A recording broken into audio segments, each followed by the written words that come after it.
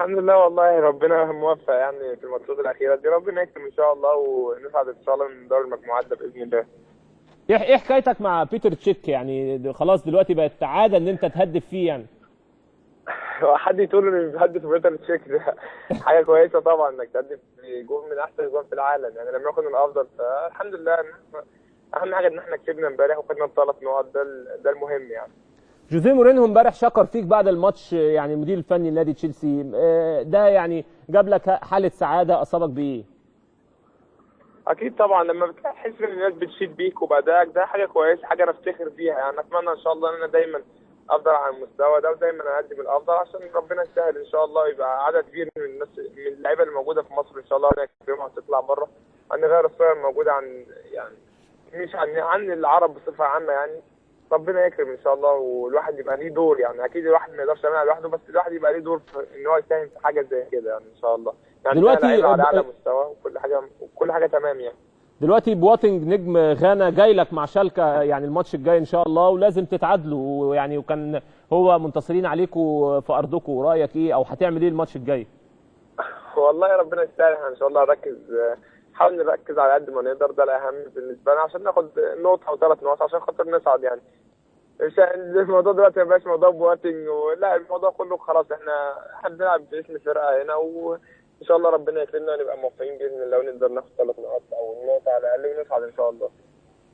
يعني سعرك امبارح في البورصه الاوروبيه اترفع، بيقولوا من 6.5 مليون يورو ل 8.5 مليون يورو. هل انت متابع الحاجات دي، مهتم بالقصص دي ولا مش في دماغك؟ لا والله يا كابتن، انا مركز مع الفريق، ده اهم حاجه. لحد دلوقتي انا لسه موجود معاهم، مركز معاهم على قد ما اقدر بقى، اركز معاهم لاخر لحظه يعني، مع سواء في الدوري او في دوري الابطال، ده المهم بالنسبه لي يعني. طول ما انت بتلعب وماشي كويس ده سعرك هيزيد. طمني ايه بقى اخر مفاوضات ليفربول؟ يعني ممكن نشوفك فعلا يعني في الدوري الانجليزي قريبا؟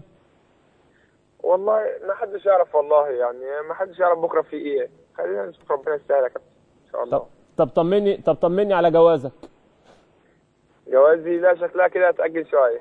هتتأجل ليه؟ ايه اللي حصل هناك؟ لا لسه شويه كده. طيب ماشي، يعني مش الشهر الجاي؟